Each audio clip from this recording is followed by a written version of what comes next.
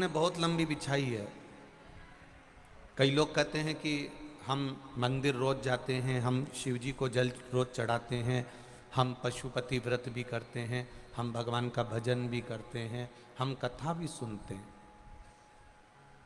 हम 2 घंटे भगवान की भक्ति करते हैं, हम 3 घंटे भगवान का भजन करते हैं, हम 4 घंटे भगवान का भजन करते हैं।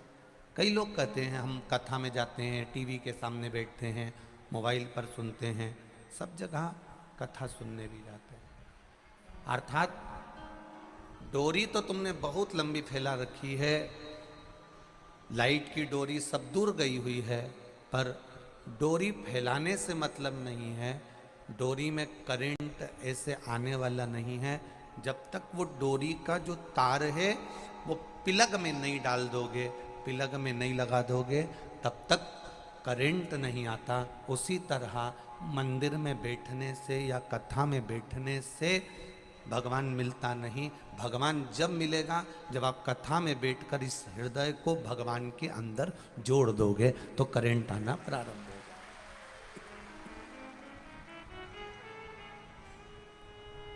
इस मन को जोड़ना है हमको, इस चित्त को जोड़ना है हमको। हम मंदिर में जाकर बैठ भी जाएं और मालूम पड़े हमारा मन परमात्मा से नहीं जुड़ा है, हम कथा में जाकर बैठ जाएं और मालूम पड़े अपना मन भगवान से नहीं जुड़ा। डोरी तो हमने बहुत लंबी फैला दी पर करंट नहीं आ रहा। करंट नहीं आने का कारण केवल इतना है कि प्लग में इसका कनेक्शन नहीं हो पाया है।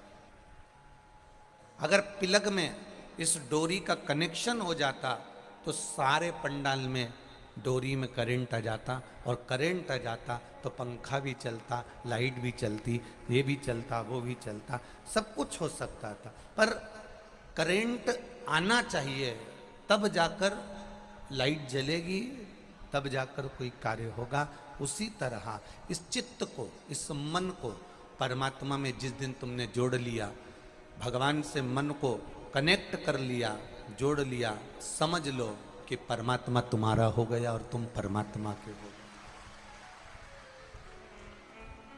मैंने तेरे ही भरोसे बाबा, तेरे ही भरोसे हवा बिच उड़ती जावांगी, बाबा डोर हटो छड़ी में कटी जावांगी, भोले मैं तेरी बटन, शंभू मैं तेरी बटन, हवा बिच उड़ती जावांगी, बाबा डोर हटो छठी में कटी जावांगी। इस मन को हमें जोड़ना है, इस चित्त को हमें जोड़ना है। अगर ये मन चित्त नहीं जुड़ पाया, अगर ये हृदय नहीं जुड़ पाया, तो फिर सत्संग में पहुंचने का लाभ क्या हुआ, फिर मंदिर तक जाने का फायदा क्या हुआ।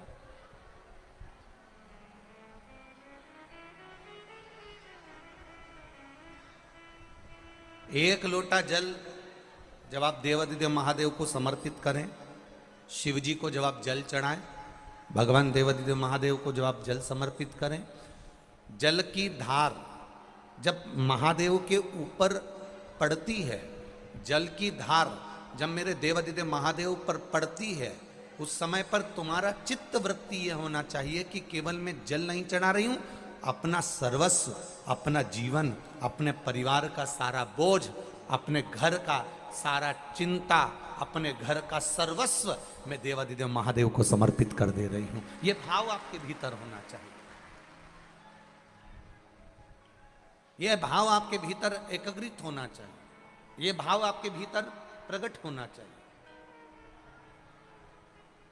बोल बम का नारा है, जम के बोलो जरा, बाबा एक सहारा है, और जम के बोलो, बोल बम का नारा है, बाबा एक सहारा है। अर्थात जब हम शिव जी को जल चढ़ाएं तो ये हमारे भीतर यही लाइन का स्मरण होना चाहिए कि बाबा का सहारा है, बाबा बैठा है, बाबा आएगा, मेरे दुख हरेगा, मेरी तकलीफ हरेगा, मेरा कष्ट हरेगा और मेरे चित्त की बात मेरा बाबा श्रवण करेगा, निश्चित है।